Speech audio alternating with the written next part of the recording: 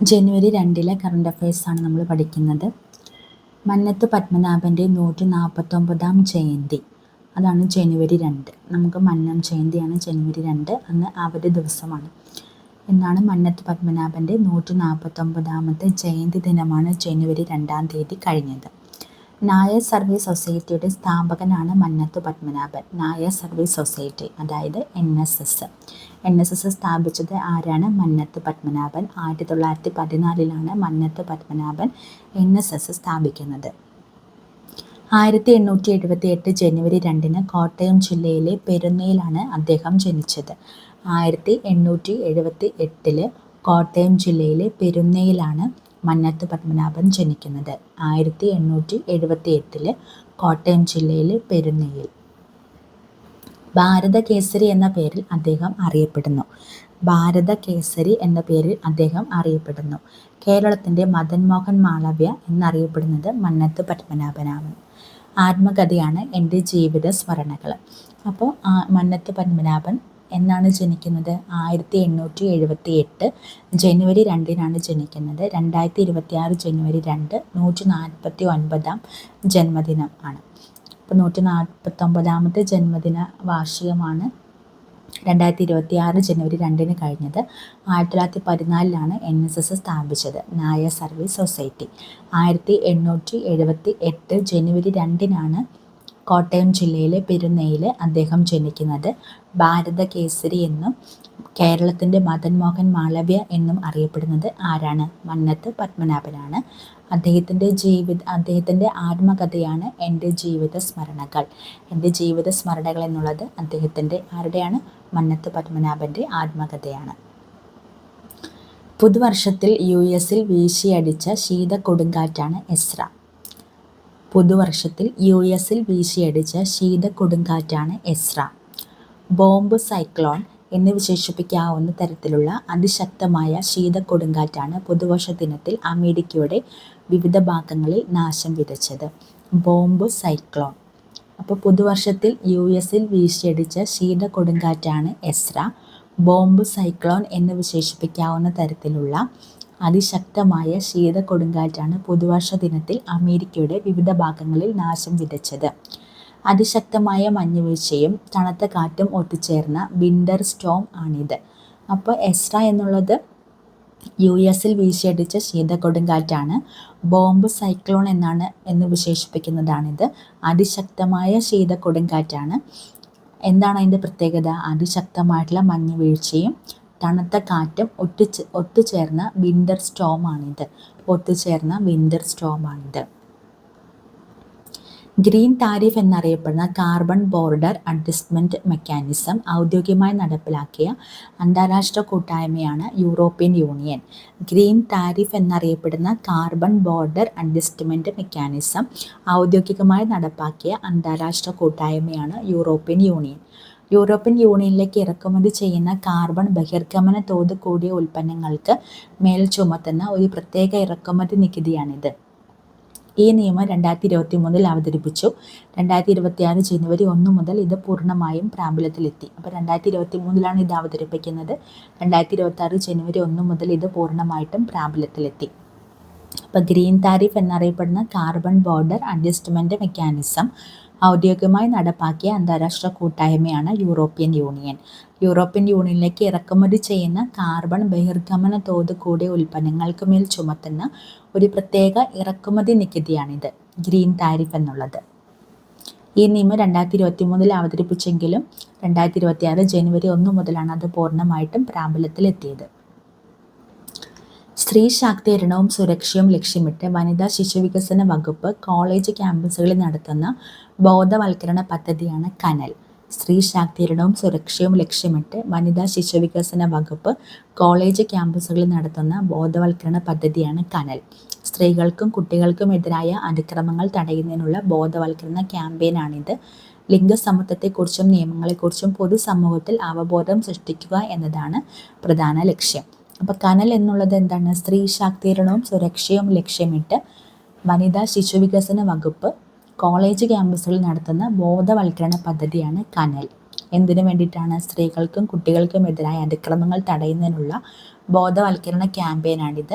ലിംഗസമത്വത്തെക്കുറിച്ചും നിയമങ്ങളെക്കുറിച്ചും പൊതുസമൂഹത്തിൽ അവബോധം സൃഷ്ടിക്കുക എന്നതാണ് പ്രധാന ലക്ഷ്യം. രാജ്യത്തെ ആദ്യ വന്ദേ ഭാരത് സ്ലീപ്പർ ട്രെയിൻ റൂട്ടാണ് കൊൽക്കത്ത ഗുവാഹത്തി. രാജ്യത്തെ ആദ്യത്തെ Vande Bharat sleeper train route Kolkata Guwahati. പ്രധാനമന്ത്രി നരേന്ദ്രമോദി ഫ്ലാഗ് ഓഫ് ചെയ്യും. ദൂര യാത്രയ്ക്ക് ഇണങ്ങുന്ന രീതിയിലാണ് കോച്ച് നിർമ്മാണം. ഓട്ടോമാറ്റിക് വാതിലുകൾ, ആധുനിക ശൗചാലയങ്ങൾ, CCTV സൗകര്യം, ഡിജിറ്റൽ ഇൻഫർമേഷൻ ഡിസ്പ്ലേകൾ, പ്രത്യേകം രൂപകൽപ്പന ചെയ്ത ബർത്തുകൾ, ശബ്ദ നിയന്ത്രണത്തിനുള്ള സംവിധാനങ്ങൾ തുടങ്ങിയവയുണ്ട്. കൂട്ടിയിടി ഒഴിവാക്കുന്നതിനുള്ള കവച് സംവിധാനവും ഉണ്ടാകും. അപ്പോൾ ഈ ട്രെയിനുകളുടെ കൂട്ടിയിടി ഒഴിവാക്കാൻ വേണ്ടിയിട്ടാണ് കവച് എന്നുള്ളൊരു സംവിധാനം നടപ്പിലാക്കിയിരുന്നു. അപ്പോൾ ആ കവച് സംവിധാനം ഇതിൽ ഉണ്ടായിരിക്കും. അപ്പോൾ രാജ്യത്തെ ആദ്യ വന്ദേ ഭാരത് സ്ലീപ്പർ ട്രെയിൻ റൂട്ടാണ് കൊൽക്കത്ത ഗുവാഹത്തി. ന്യൂയോർക്ക് സിറ്റിയുടെ 112ാം മേയറായി ചുമതലയേറ്റ ഇന്ത്യൻ വംശജനാണ് സൊഹറാൻ മംദാനി. ആരാണ്? സൊഹറാൻ മംദാനി. ന്യൂയോർക്ക് സിറ്റിയുടെ 112ാം മേയറായി ചുമതലയേറ്റ ഇന്ത്യൻ വംശജനാണ് സൊഹറാൻ മംദാനി. ന്യൂയോർക്ക് നഗരത്തിൻ്റെ 112ാം മേയറായി അധികാരമേറ്റ് 34-കാരനായ ഡെമോക്രാറ്റിക് പാർട്ടി അംഗമാണ് സൊഹറാൻ മംദാനി. നഗരത്തിലെ ആദ്യത്തെ മുസ്ലിം മേയറായി ചരിത്രം കുറിച്ച ഇന്ത്യൻ വംശജനാണ് മംദാനി. ആരാണ്? ഡെമോക്രാറ്റിക് പാർട്ടി അംഗമാണ് സൊഹറാൻ മംദാനി. 112ാമത്തെ മേയറായിട്ട് ചുമതലയേറ്റ ഇന്ത്യൻ വംശജനാണ് സൊഹറാൻ മംദാനി, ന്യൂയോർക്ക് സിറ്റിയുടെ. ഓക്കെ. അതേപോലെ നഗരത്തിലെ ആദ്യത്തെ മുസ്ലിം മേയറായി ചരിത്രം കുറിച്ച ഇന്ത്യൻ വംശജനാണ് സൊഹറാൻ മംദാനി. ഇന്ത്യയിൽ ആദ്യമായി മെഗറ്റ്സ് ഗോപി മത്സ്യത്തെ കണ്ടെത്തിയത് ആര്യപ്പള്ളി, ഒഡീഷയിലാണ്. ഇന്ത്യയിൽ ആദ്യമായിട്ട് മെഗറ്റ്സ് ഗോപി മത്സ്യത്തെ കണ്ടെത്തിയത് ആര്യപ്പള്ളി, ഒഡീഷ. ഒഡീഷയിലെ ഗാഞ്ചജാം ജില്ലയിൽ ഗോപാൽപൂരിനടുത്തുള്ള ആര്യപ്പള്ളിയിൽ ഇന്ത്യയിലെ ആദ്യ മെഗറ്റ്സ് ഗോപി മത്സ്യത്തെ ശാസ്ത്രജ്ഞർ കണ്ടെത്തി. ജപ്പാൻ, ഓസ്ട്രേലിയ, കിഴക്കൻ ആഫ്രിക്ക, പേർഷ്യൻ ഗൾഫ് തുടങ്ങിയ ഇൻഡോ വെസ്റ്റ് പസഫിക് മേഖലകളിൽ ഈ ഇനം കാണപ്പെടുന്നുണ്ടെങ്കിലും ഇന്ത്യയിൽ ഇതുവരെ റിപ്പോർട്ട് ചെയ്തിട്ടില്ലായിരുന്നു. വളരെ ചെറുതും തല സിലിണ്ടർ ആകൃതിയിലുള്ളതും ചെതുമ്പൽ ഇല്ലാത്തതുമാണ് ഈ ഇനം. ഇപ്പോൾ മെഗറ്റ്സ് ഗോപി മത്സ്യത്തെ കണ്ടെത്തിയത് എവിടെയാണ്? ഒഡീഷയിലെ ആര്യപ്പള്ളിയിലാണ്. ഒഡീഷയിലെ ഗാഞ്ചജാം ജില്ലയിൽ ഗോപാൽപൂരിനടുത്തുള്ള ആര്യപ്പള്ളിയിലാണ് ആദ്യമായിട്ട് മെഗറ്റ്സ് ഗോപി മത്സ്യത്തെ ശാസ്ത്രജ്ഞർ കണ്ടെത്തിയത്. Kalpakkam Indira Gandhi centre for atomic റിസർച്ചിൻ്റെ ഡയറക്ടറായി നിയമിതനായ മലയാളിയാണ് Sreekumar G Pillai. Kalpakkam Indira Gandhi centre for atomic റിസർച്ചിൻ്റെ ഡയറക്ടറായി നിയമിതനായ മലയാളി ശ്രീകുമാർ ജി പിള്ളയാണ്. ശ്രീകുമാർ ജി പിള്ളയാണ് Kalpakkam Indira Gandhi centre for atomic റിസർച്ചിൻ്റെ ഡയറക്ടറായിട്ട് നിയമിതനായ മലയാളി ശ്രീകുമാർ ജി പിള്ള. ആലപ്പുഴ പള്ളിപ്പാട് സ്വദേശിയാണ് ഇദ്ദേഹം. ആലപ്പുഴ പള്ളിപ്പാട് സ്വദേശിയാണ് ഇദ്ദേഹം. ന്യൂക്ലിയർ റീസൈക്കിൾ ബോർഡിൻ്റെ ഡെപ്യൂട്ടി ചീഫ് എക്സിക്യൂട്ടീവ് ആയിരുന്നു. റേഡിയോ ആക്റ്റീവ് മാലിന്യ സംസ്കരണം, പദ്ധതി നിർവഹണം ഉൾപ്പെടെ സങ്കീർണ ദൗത്യങ്ങൾ ഏറ്റെടുത്തിട്ടുണ്ട്. ഇപ്പോൾ Kalpakkam Indira Gandhi centre for atomic റിസർച്ചിൻ്റെ ഡയറക്ടറായി നിയമിതനായിട്ടുള്ള മലയാളിയാണ് ശ്രീകുമാർ ജി പിള്ള. ആലപ്പുഴ പള്ളിപ്പാട് സ്വദേശിയാണ് ഇദ്ദേഹം. ന്യൂക്ലിയർ റീസൈക്കിൾ ബോർഡിൻ്റെ ഡെപ്യൂട്ടി ചീഫ് എക്സിക്യൂട്ടീവ് ആയിരുന്നു. റേഡിയോ ആക്റ്റീവ് മാലിന്യ സംസ്കരണം, പദ്ധതി നിർവഹണം ഉൾപ്പെടെ സങ്കീർണ ദൗത്യങ്ങൾ ഏറ്റെടുത്തിട്ടുണ്ട്. ഏഷ്യൻ ഗ്രൂപ്പ് ഓഫ് ലിറ്ററേച്ചർ ഏർപ്പെടുത്തിയ ചെറുകഥയ്ക്കുള്ള 2025 ഏഷ്യൻ പ്രൈസ് ലഭിച്ചത് അഞ്ജന മേനോനാണ്. Anjana Menon. Asian group of literature ഏർപ്പെടുത്തിയ ചെറുകഥയ്ക്കുള്ള 2025 ഏഷ്യൻ പ്രൈസ് ലഭിച്ചത് അഞ്ജന മേനോൻ. കൃതി റോസമ്മാസ് ബോയ് എന്നുള്ള അഞ്ജന മേനോൻ്റെ കൃതിക്കാണ് ഏഷ്യ ഗ്രൂപ്പ് ഓഫ് ലിറ്ററേച്ചർ ഏർപ്പെടുത്തിയ ചെറുകഥയ്ക്കുള്ള 2025 ഏഷ്യൻ പ്രൈസ് ലഭിച്ചത്. അഞ്ജന മേനോൻ്റെ റോസമ്മാസ് ബോയ്. കോളമിസ്റ്റും മാധ്യമ പ്രവർത്തകയുമാണ് Anjana Menon. Asian group of literature ഏർപ്പെടുത്തിയ പുരസ്കാരത്തിൻ്റെ ചുരുക്കപ്പട്ടികയിൽ ഉൾപ്പെട്ട കഥകളെല്ലാം ഏഷ്യൻ ജേർണൽ ഓഫ് ലിറ്ററേച്ചറിലാണ് പ്രസിദ്ധീകരിച്ചത്. അപ്പോൾ അഞ്ജന മേനോൻ കൃതിയാണ് റോസമ്മാസ് ബോയ് എന്നുള്ളത്. അതിനാണ് ഏഷ്യൻ ഗ്രൂപ്പ് ഓഫ് ലിറ്ററേച്ചർ ഏർപ്പെടുത്തിയ ചെറുകഥയ്ക്കുള്ള 2025 ഏഷ്യൻ പ്രൈസ് ലഭിച്ചത്. വ്യോമസേന ഉപമേധാവിയായി ചുമതലയേറ്റ വ്യക്തിയാണ് air marshal Nagesh Kapoor. Air marshal Nagesh Kapoor. Air marshal Narmadeshwar Tiwari വിരമിച്ചതിനെ തുടർന്നാണ് നിയമനം. വ്യോമസേനയുടെ ട്രെയിനിങ് കമാൻഡിൽ എയർ ഓഫീസർ കമാൻഡ് ഇൻ ചീഫായി എയർ മാർഷൽ സിതേപ്പള്ളി ശ്രീനിവാസ് ചുമതലയേറ്റു.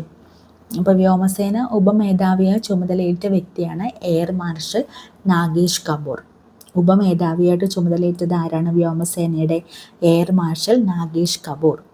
എയർ മാർഷൽ നർമ്മദേശ്വർ തിവാരി വിരമിച്ചതിനെ തുടർന്നാണ് നിയമനം. വ്യോമസേനയുടെ ട്രെയിനിങ് കമാൻഡിൽ എയർ ഓഫീസർ കമാൻഡിംഗ് ഇൻ ചീഫായി എയർ മാർഷൽ സീതേപ്പള്ളി ശ്രീനിവാസ് ചുമതലയേറ്റു. അപ്പോൾ ഇത്രയാണ് കറണ്ട് അഫെയറിൽ ഇന്ന് പഠിക്കാനുള്ളത്. എല്ലാവരും പഠിച്ച് എക്സാം എഴുതി നോക്കണം.